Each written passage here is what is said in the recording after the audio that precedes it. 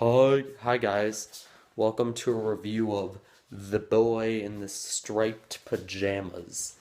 It's this old I watched it for AP Euro class because I have to write a movie critique on a historical movie, and there's like a list of movies, and I just picked that one because it was on Netflix and I needed to get the assignment done. I actually have the beginning of the critique pulled up, or the analysis pulled up on my uh, computer right now. The Boy in the Striped Pajamas is a PG-13 movie released in 2008 by Miramax Films. It was directed by Mark Herman. I don't even know if I'm pointing the camera to the right spot. Let's stop that now. It, I mean, I probably could read like the first couple sentences of this as a thing because like I was kind of in the middle of summarizing the story, and then I'm like, I need to record the movie review or else I'm gonna forget. So, there's something on the floor. Good movie. I mean, it was kind of serious, but it was the good kind of serious. It wasn't like it wasn't like oh no, Trace. It and The Martian, like both of the movies that I've seen recently are like serious, and The Martian review should have come out slightly before this one. But both of the movies are like serious, but they're not like depressing. I mean, okay, this movie was kind of depressing. Once you get to the end is like feelsy. Oh my god, but not in a cheesy way, in a like powerful, like damn way.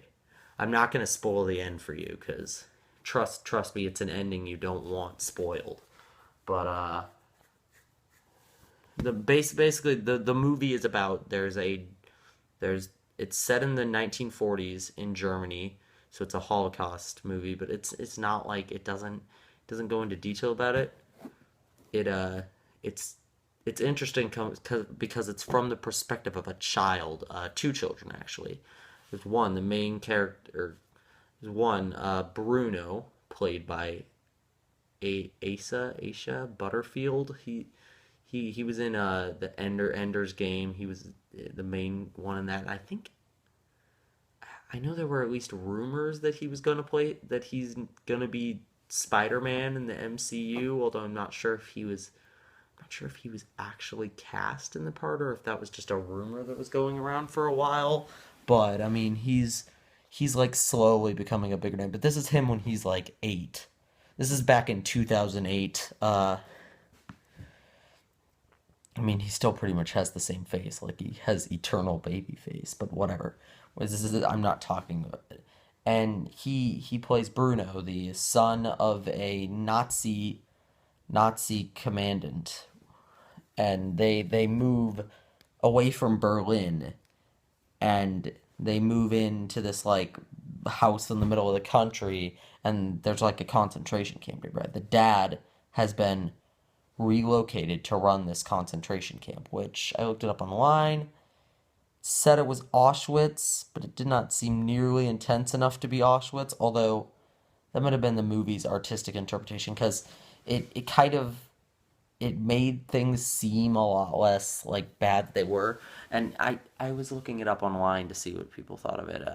I saw people saying that I saw that, like there's an opinion that it kind of like it makes light of the seriousness of the concentration camps, and I can see that because, babe, well, I should finish talking about the plot of this movie. So the kid's lonely because he has no friends to hang out with, and he sees the concentration camp and thinks it's a farm from his window, and he like sneaks out one time and he wanders over to it and meets this kid sitting in the corner of the concentration camp, just who's supposed to be working but he's not, and it's a kid same age, 8. I don't know his character's name is Schmal. I don't know what the actor's name is though. It wasn't one I recognized.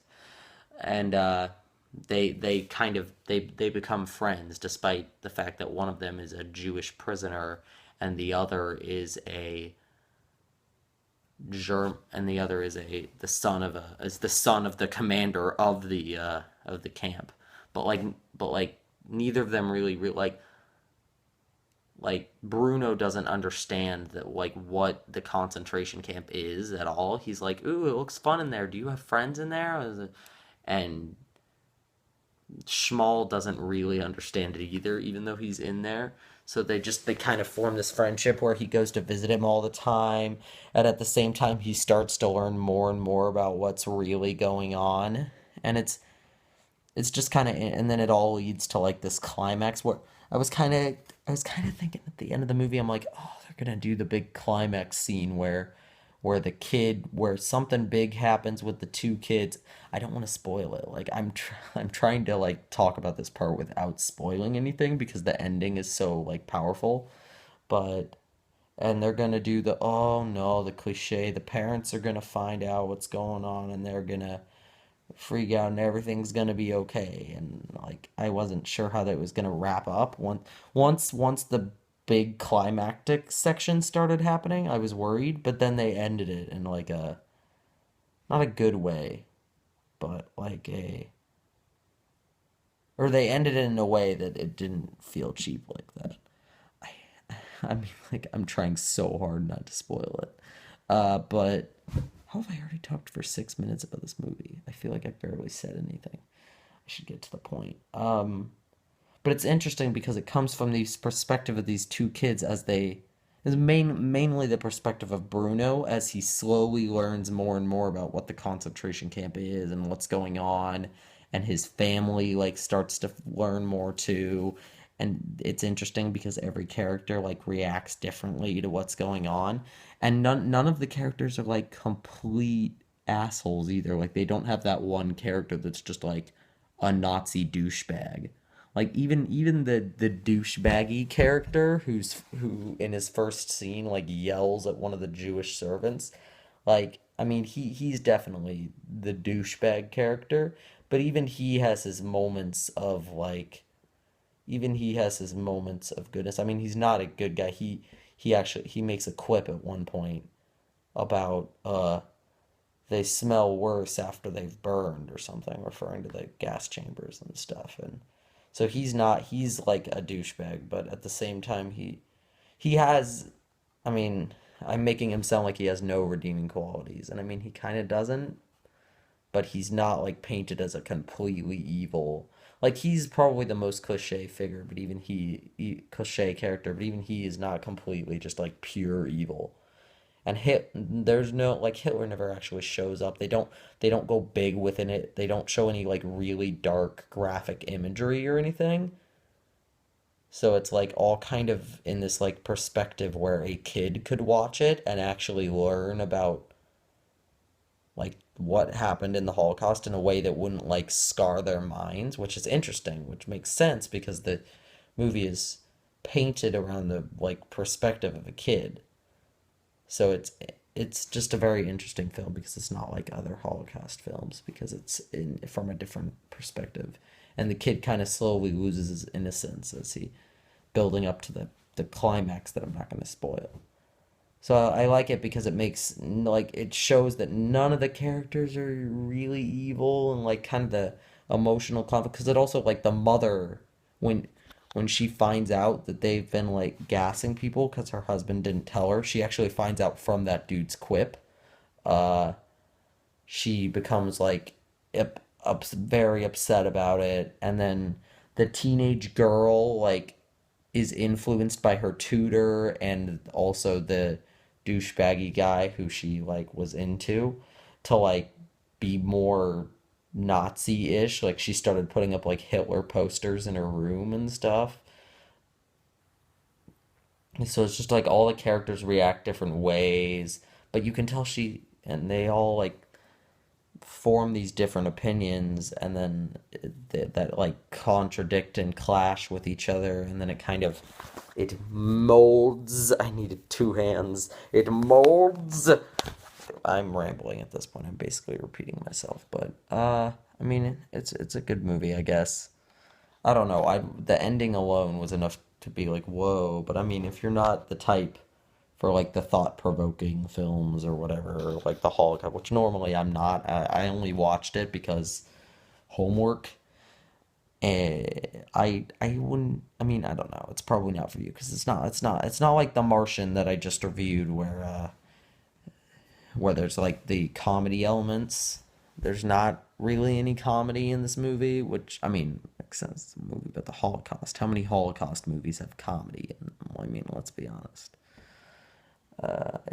If a Holocaust movie had comedy in it, you get it being insensitive. And oh yeah, going back to talking about they do the biggest plot flaw is probably the fact that the kid in the concentration camp can just constantly go and like hang out by the fence when he's supposed to be working and have not be watched all, especially because later in the movie he gets in trouble for stealing food. He didn't really steal food. The Bruno gave it to him, and he gets like beaten up, like he gets like a black eye. This is this Schmal, the Jewish prisoner kid, and even then, like he still somehow manages to just go hang out over there with Bruno by the edge of the concentration camp and never get caught or get in trouble or even like really get noticed. Like somehow he's just left alone over there, which was weird.